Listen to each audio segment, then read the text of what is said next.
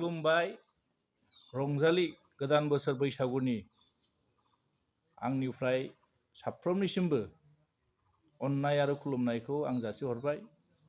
आं धनस्रि समस्तिनि एमसिएलए हिसाबै आं बेखौनो बुंनो हास्थायदों जे फैबाय थानाय रंजालि गोदान बोसोर बैसागुनि जेरैबायदि गोदान बोसोर हाबनाय लोगो लोगो साफ्रोमबो जोंनि सुबुं माहारि बा जोंनि बर' माहारि हिसाबै जोंनि गेजेराव अनलायनाय खौसेथि गोरोबलायनाया जाहाथे जानो थायो आरो जोंनि गेजेराव जाहाथे एना एनि जानानै थाया। मानोना जों साफ्रोमबो मोजांखौ हास्थायो।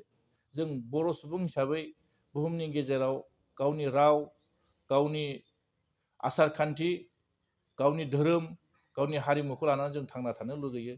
बेबायदिनो जेरै मिथिंगाया जेबायदियै माने बोसोरफ्रोमबो जिबायदि गावनि हाबाफारिखौ लानानै जेरैबायदि मिथिंगानि गेजेराव जि मोजांखौ हास्थायनानै जि बयबो जितु मिथिंगाया जिबायदि मोनसे गाब होनानै सुबुं माहारिनि गेजेराव जि मोजां मोनसे मेसेज लानानै फैयो, जोंबो बेबायदिनो बर' सुबुं हिसाबै जोंनि गेजेराव गोरोबलायनाया थाथों आं बेखौनो हास्थायदों। आरो बोथोर सफैनाय लोगो लोगो जों बयबो आबादजों नांथाबनानै गायनाय फुनायाव जों बेस्थ' जानानै थायो। आरो बेबायदिनो जाहाथे बयबो जाहाथे मोजां आबाद मावनानै जाहाथे गावनि थांना थानायनि थाखाय मोजां खामानि मावफुंनो हाथों, आबादफोरखौ मोजाङै मावनो हाथों। लोगोसे सोरबा लेखा फरायनाया मोजाङै फरायनो हाथों, सोरबा साख्रि मावनायफ्रा मोजाङै मावनो हाथों। गावनि गोग्गो देहाखौ लानानै जाहाथे गावनि देहाखौ लानानै जाहाथे बे बोसोराव जाहाथे बयनिबो सिमांखौ जाहाथे साननो आरो मावनो थाखाय जाहाथे आफा इसोरा जोंखौ बयखौबो आशीर्बाद होथों। आरो जोंनि गेजेराव अनलायनाय गोरोबलायनाय जोंनि गेजेराव बुरजा बुरजा थाथों। मानोना जों सुबुं माहारि हिसाबै जों बयखौबो मोजांखौ हास्थायो। आरो बे बुहुमाव जों गावनि माहारि हिसाबै जोंनि सुबुं माहारि हिसाबै बर' हिसाबै जों थांना थानो लुगैयो। जों बेखौनो हास्थायगोन, जों गावस्राब्ला जों जोबस्रांगोन, जों खौसेथि थायोब्ला जों थांनानै थागोन।